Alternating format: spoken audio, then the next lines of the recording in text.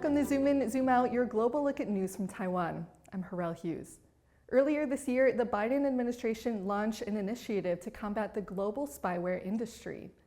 Commercial spyware had captured the attention of world leaders in recent years, especially since Israeli makers of the most infamous hacking tool, Pegasus, was blacklisted by the United States in 2021.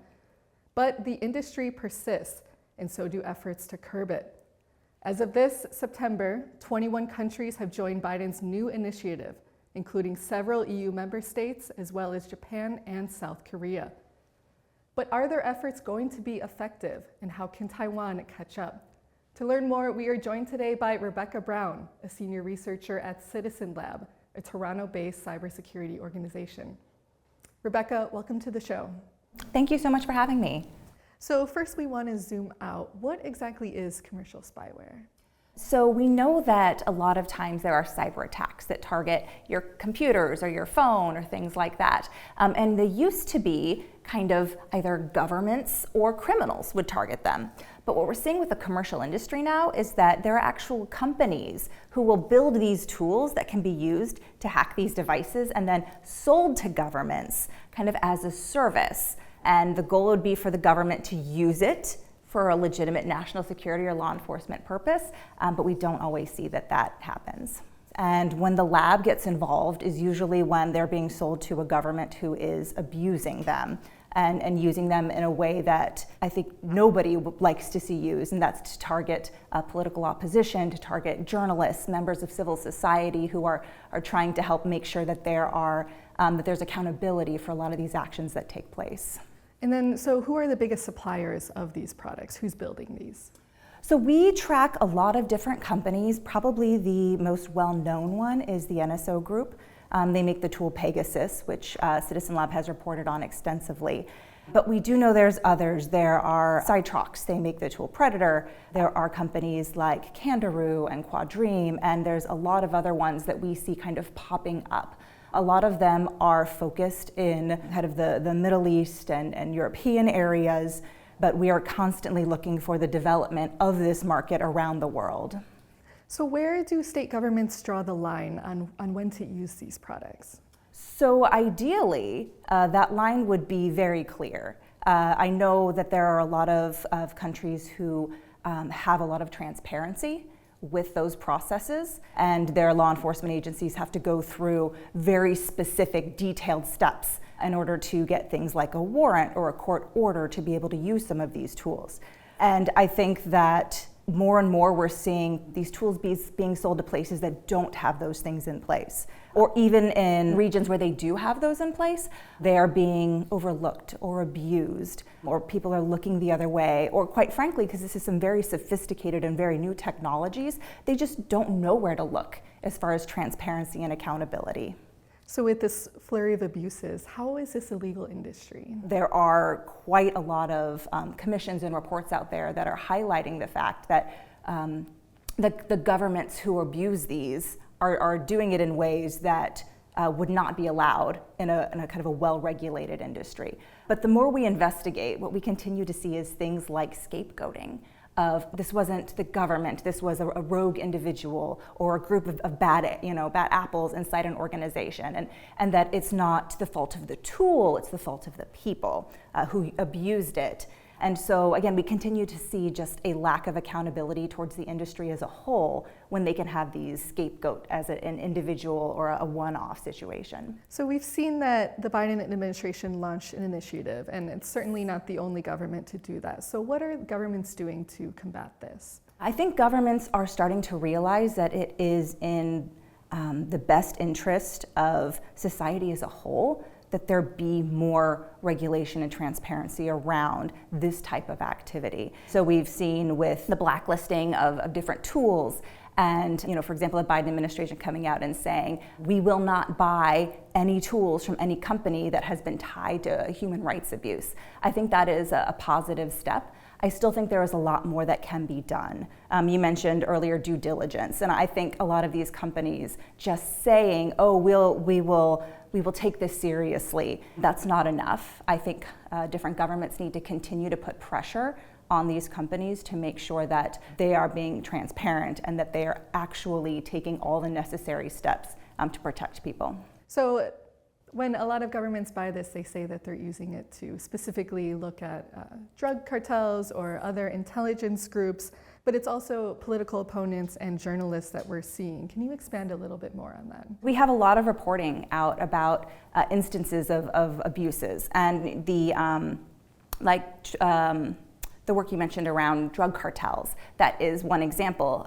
Mexico was a customer of Pegasus. They might still be.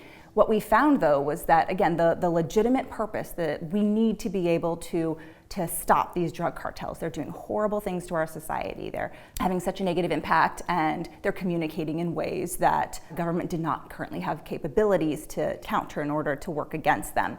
But then again, that's kind of the crack that gets the tool in there. And we saw examples, researchers being targeted, or people who were advocating for soda tax, essentially. So these are like university employees and health researchers, and then we started to see journalists being targeted. Again, anyone who started speaking out against the government. So let's transition a little to actual cyber attacks. How can we tell if cyber attacks were successful? Is it always obvious? Unfortunately, it is less and less obvious. Attackers across the board, both with kind of the mobile spyware industry that we track extensively at the lab, but also other types of phishing attacks that have been around for a long time, like phishing and credential theft. It's getting harder and harder to know whether or not they occurred and whether they were successful. We did a report in August on advances in Russian social engineering when it comes to phishing. And what we saw were all the advice that is out there around phishing. Oh, don't click on links or attachments from someone you don't know or you don't expect to hear from. They're essentially taking all of these best practices, building their tactics to overcome them. For example, they would use something like presumably social media to see what conferences these individuals attend. A lot of them were journalists or human rights activists. They know kind of the areas that they're interested in, and then they would impersonate those individuals. So now they know who this, they think they know who this is, the context is right. And what we actually saw was not sending an attachment to a malicious link on that first email. They would wait for someone to respond and say, oh yes, I'd love more information. Oh please, could you send me that attachment? And at that point, you are asking someone to send you it. So when they send it, it's natural that you're going to open it. And so a lot of times these attacks, the more sophisticated the adversaries get, the harder it can be for people to know that it was an actual attack. So let's say someone does click that malicious link. What are some of the potential consequences of that? So in the work that we do at the Citizen Lab, which focuses primarily on attacks facing civil society members, there can be some pretty serious consequences. For example, if you are an activist in exile, you've had to actually leave your country because of threats from the government. If someone is able to get into your email and see who you're talking to, maybe people who are still, in that country and still in harm's way, that can have some pretty serious implications. So contacts, the plans that people are making, reports that they're planning on putting out that might shine some light on abuses, the more information that these authoritarian governments have on these actions, it can do a lot of harm towards the work that they're doing. And oftentimes the fear of being attacked, the fear of having all that information out there and putting people you love in harm's way can silence people. And that's really often what the governments are after. It's not just the ability to get into their email or get into their phone and find everything out. The fear, what might happen, they're hoping that will stop people from doing this very important work of speaking out against injustice. Absolutely, especially people have their whole lives on their phones. Oh, absolutely, absolutely. Everything from the pictures you take, the conversations, the text messages you send, the notes you write to yourself, everything in there. It's like little pieces of your life. And the idea that someone who wants to cause you or the people you love harm, having access to that can be a really scary thought.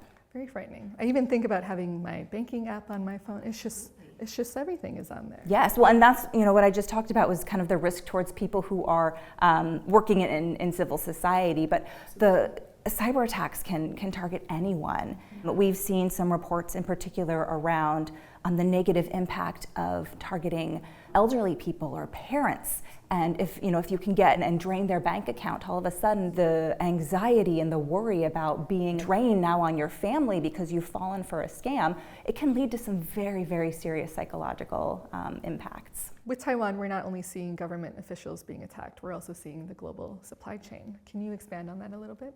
Yes, so supply chain attacks are something we've been seeing more and more of recently. And what that means is that an attacker is able very early in the process of a product being made, they're able to target something within that product that then no one knows about, and it gets distributed to thousands, sometimes even millions of people. And it has this flaw or this vulnerability in it that was sometimes intentionally inserted there. And so what that means is that if someone discovers kind of one of these flaws or one of these attacks gets uncovered, which has been happening very frequently, that means that you need to quickly move to try and patch all of these vulnerabilities and patch the holes. And that means the companies need to be able to have something available, but then all these millions of people who have these products now often have some sort of an action they need to take. And it can be very difficult to do that quickly or efficiently or at all in some cases. Some people don't even know, they don't know what routers they have in their corporate network and whether it needs to be patched or not. And so the rise of supply chain attacks means that it is really important to have a good understanding of your own network and also to keep an eye on what attacks are out there, what are being discovered, so you can quickly act. For example, in the US, they have this concept of SBOM, software bill of materials, which means that you need to understand not only what router do you have in your company, but what different software packages did that company include. So that way, if down the road one of them turns out to have been compromised via one of these supply chain attacks, you know how to quickly act in order to mitigate that threat. And this may be a stupid question, but there's no stupid question. Well, I know in Lebanon with the pager attack, there was a Taiwanese company that was in the spotlight over that. Does that fall under that at all, or is that a completely different scenario? So that is I would say that is a completely different scenario, just because that was wild. We don't see supply chain attacks of that nature very often. Yes. But by looking through some of the reporting that has been out there, you can see just how much goes into planning of these types of supply chain attacks, how much time, how much effort, how much attempts to hide maybe the origin or the nature kind of go into these sort of things. And so again, while that is the sort of thing that we don't see very often, and I'm hoping we continue to not see that very often, the general concepts of, again, the supply chain being an area where attackers are spending a lot of time on, that does kind of carry over. And for places like Taiwan, which the geopolitical tension going on right now, how can Taiwan and civil society do better to protect themselves or even just be more aware? I think that going back to just some of the basics of cybersecurity is always the best bet. Making sure networks are secure, network infrastructure I know is something that's really frequently targeted, routers and a lot of things like that would give an attacker access to a lot of communications that are happening, making sure those are secure. I know been a lot of work and emphasis on critical infrastructure and making sure that is protected and that there is resiliency built into it as well. And so, every time we talk about how scary mercenary spyware is and spyware that targets mobile devices, I think that it's important to remember that there are still a lot of ways to protect networks and to be digitally secure